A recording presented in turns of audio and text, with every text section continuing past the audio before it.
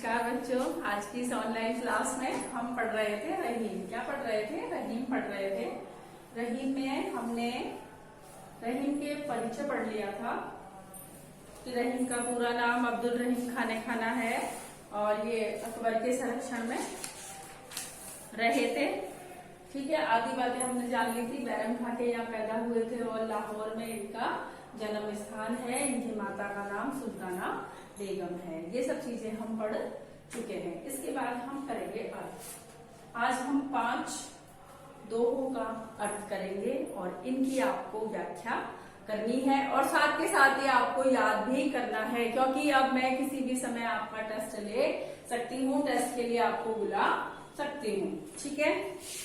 अच्युत चरण तरंगिणी। अच्युत का मतलब होता है भगवान विष्णु। अच्युत का मतलब होता है भगवान विष्णु। शिव सिर मालती माल। शिव यानी शिव भगवान। हरि ने बनाओ सुरसरी।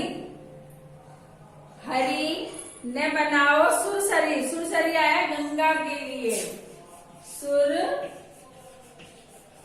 सुरी ये किसके लिए आया है? गंगा के लिए। ठीक है। कीजो इंदव भाल। मुझे तो क्या बनाना? शिव बनाना, जो आपको सिर पर धारण किए हुए रहते हैं। अब बात सुनिए। कबीरदास जी कहते हैं, कबीरदास जी कि रहीमदास जी? बताओ। रहीमदास जी। रहीमदास जी कहते हैं, गंगा की स्तुति करते हुए कहते हैं कि हे गंगा माता, हे गंगा माता, तुम भगवान विष्णु के चरणों में से निकलती हो। भगवान विष्णु के चरणों को धोने के पश्चात शिव जी का जो सिर है उस पर जाकर मालती के फूल के समान सुशोभित होती हो। मालती के फूलों के समान तुम क्या होती हो? सुशोभित होती हो। अर्थात कहने का मतलब यह है कि भगवान विष्णु और शिव, भगवान विष्णु के तो चरण धोती हो और चरण धोने के पश्चात भगवान शिव के मस्तक पर, माथे पर उस प्रकार विराजमान होती हो जैसे मालती का फूल। अर्थात भगवान शिव के साथ आप क्या करती हो? हमेशा रहती हो। फिर वो कहते हैं, विनती करते हुए कहते हैं कि हे गंगा माता, आप मुझे हरि मत बनाना, आप मुझे विष्णु मत बनाना, आप तो मुझे भगवान शिव बनाना। आप तो मुझे भगवान शिव बनाना, जो कि मैं हमेशा मेरे माथे पर आपको विराजमान रख सकूं। दोबारा सुन लीजिए। रहीमदास जी गंगा की स्तुति करते हुए कहते हैं कि हे गंगा माता, आप भगवान विष्णु के चरणों को धोने के बाद भगवान शिव के माथे पर इस प्रकार सुशोभित होती हो जैसे मालती का फूल, जैसे मालती के फूल। अर्थात भगवान शिव के साथ हमेशा रहती हो। तो वो गंगा से विनती करते हुए कहते हैं कि हे गंगा माता, आप मुझे विष्णु मत बनाना, आप तो मुझे भगवान शिव बनाना, जिसके कारण कि मैं, मतलब विष्णु कहने का मतलब भगवान विष्णु नहीं, मतलब भगवान विष्णु की तरह मत बनाना, मुझे तो शिव बनाना, जो मैं आपको अपने मस्तक पर धारण करके रख सकूं। ठीक है, ये हो गया। अब आ जाओ, देखो इसमें शिव सिर मालती माल है ना, उसमें 6 का अनुप्रास अलंकार है। शिव मालती वाला है ना, दूसरी लाइन, पहली लाइन में कॉमा के बाद जो दूसरी है ना, उसमें 6 का अनुप्रास है। अब पढ़ेंगे अमी पियावत। अमी यानी होता है अम्र, पियावत यानी खिलाए। अमी पियावत मानविन, अरे बिना मान सम्मान के जो अमृत पिलाता है ना, रहीमन मोही न सुहाय। रहीमदास जी कहता है वो तो मुझे अच्छा नहीं लगता भाई, बिना मान सम्मान के कोई अमृत पिलाता है। मान सहित मरवो भलो, और कोई मान सहित, आदर के सहित यदि विष भी पिलाता है तो मरना संभव है, मरना अच्छा है।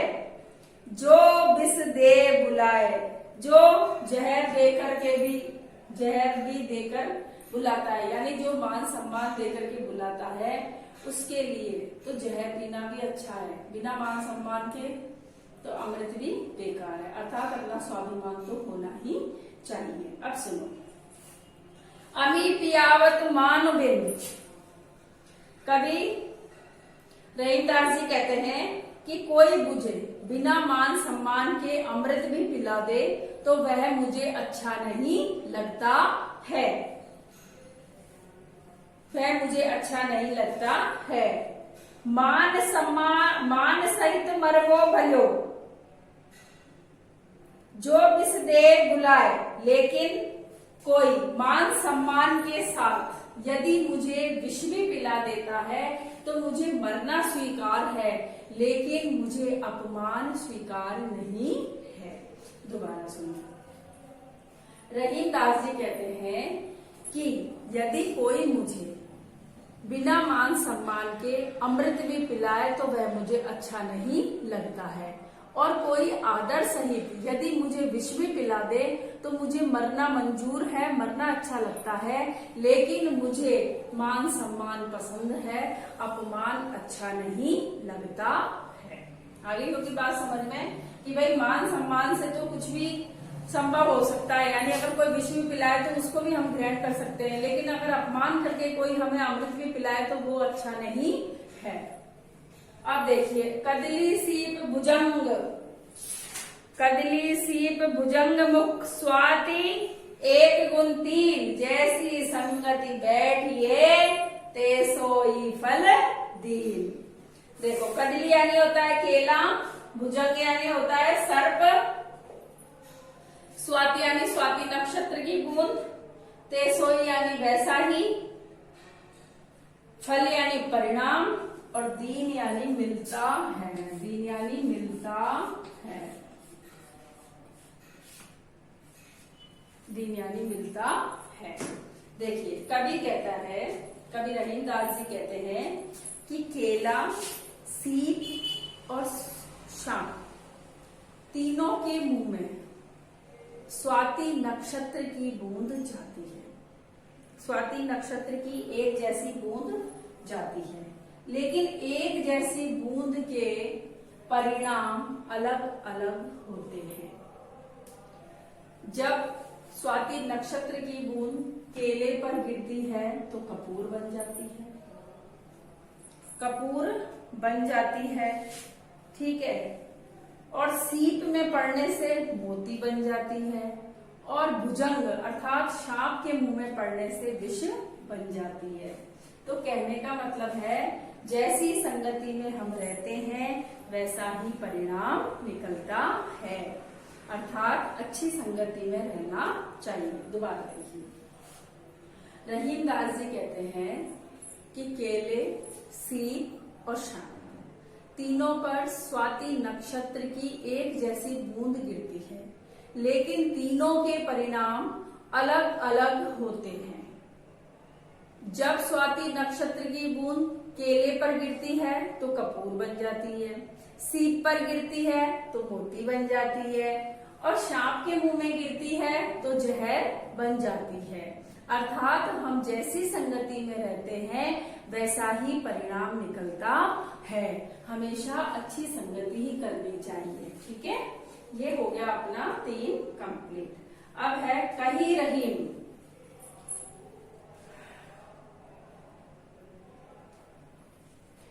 कही रहीम, अब पढ़ेंगे चौथा। कही रहीम संपत्ति सगे, बनत बहुत बहुत रीति, विपत्ति कसोटी जे कसे, ते ही साचे मीत। मीत यानी होता है मित्र, मीत यानी होता है मित्र। क्या होता है? मित्र होता है। दोबारा सुनो, कही रहीम संपत्ति सगे। संपत्ति होती है ना, जब बहुत सारा धन होता है तब तो हमारे दूर दूर के रिश्तेदार हमारे हो जाते हैं, सगे बन जाते हैं, बहुत सारे बन जाते हैं। बनत बहुत बहुत रीति, विपत्ति कसोटी जे कसे, ते ही साचे मीत। और जो विपत्ति आने पर जो हमारा साथ देते हैं वही हमारे सच्चे मित्र होते हैं। देखो, कवि रहीमदास जी सच्चे मित्र की पहचान बताते हुए कहते हैं कि जब मनुष्य के पास धन दौलत रहती है, जब मनुष्य के पास धन दौलत रहती है तो विभिन्न प्रकार के लोग, अनेक प्रकार के लोग उसके सगे संबंधी बन जाते हैं और संकट का समय आने पर सभी सगे संबंधी दूर हो जाते हैं। यदि ऐसे संकट के समय में उसका कोई साथ देता है वही सच्चा मित्र होता है। अर्थात जो संकट के समय में साथ देता है वही सच्चा मित्र होता है। दोबारा सुन लो। रहीमदास जी कहते हैं कि जब मनुष्य के पास संपत्ति होती है, धन होता है, वैभव होता है तो विभिन्न प्रकार के लोग उसके सगे संबंधी बन जाते हैं। लेकिन जब उस पर कोई मुसीबत आती है, विपत्ति आती है तो सब सगे संबंधी दूर हो जाते हैं और जो संकट के समय में उसका साथ देता है वही सच्चा मित्र होता है। अर्थात सच्चे मित्र की पहचान कब होती है? संकट आने पर, विपत्ति आने पर ही सच्चे मित्र की पहचान होती है। अब देखो 5वां पढ़ेंगे। काज परे कछु और है, काज सरे कछु और, रही मन भबरी के नए नदी सिरावत मोर। देखो रहीमदास जी कहते हैं, इस दोहे के माध्यम से बताते हैं कि संसार कितना स्वार्थी है। ये मोर होता है ना, मोर जो दूल्हा उस पे सिर पे धारण करता है, वो फेंटा लगाता है साफा और उस पे किलंगी सी लगाता है ना, वो कवि रहीमदास जी इसके माध्यम से बताते हैं कि इस संसार में सभी का व्यवहार हमेशा ही स्वार्थपूर्ण होता है।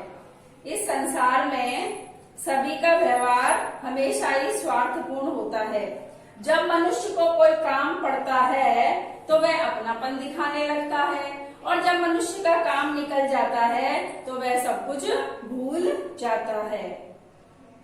जिस प्रकार मुंह फेरने लग जाता है, जिस प्रकार विवाह के समय दूल्हा सिर पर मांगलिक मुकुट या सहरा बांधकर फेरे लेने तक तो उसे सम्मान के साथ सिर पर बांधे रखता है और फेरे लेने के पश्चात उसे उतार करके नदी या पानी में बहा दिया जाता है।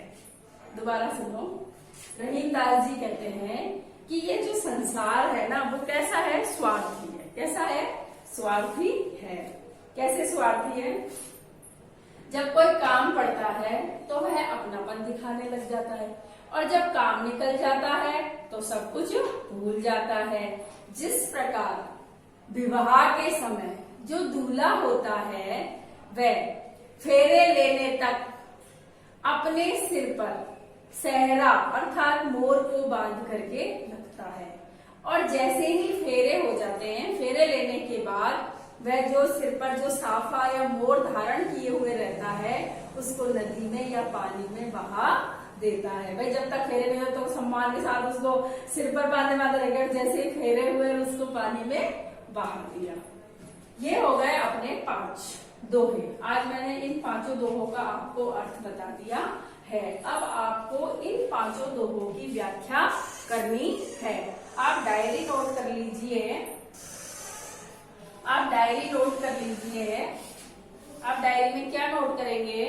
डायरी में आप नोट करेंगे पाठ 3 के 5 दोहों की व्याख्या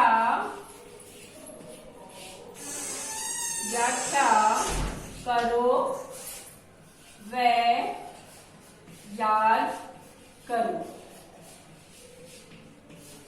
पाठ 3 के 5 दोहों की व्याख्या करो यानी कॉपी में करनी है और वह याद करो और इनको आपको याद भी करना है। क्या करना है? इनको याद भी करना है। ये आपकी डायरी है, ऐसे डेट डाल के आप डायरी लिख लिया कीजिए। ठीक है। फिर भी यदि कुछ समझ में नहीं आता है तो आप कमेंट बॉक्स में लिख देना और नहीं लिख सकते हो तो डायरेक्ट कॉल भी कर सकते हो या फिर स्कूल में आकर के भी आप पूछ सकते हो। जब आपको स्कूल में बुलाते हो होमवर्क चेक करने तब भी आप पूछ सकते हो। इनका आपको अर्थ व्याख्या सहित कॉपी में सुंदर सुंदर करना है और याद करना है। आज की क्लास में बस इतना ही, अगली क्लास में फिर मिलेंगे।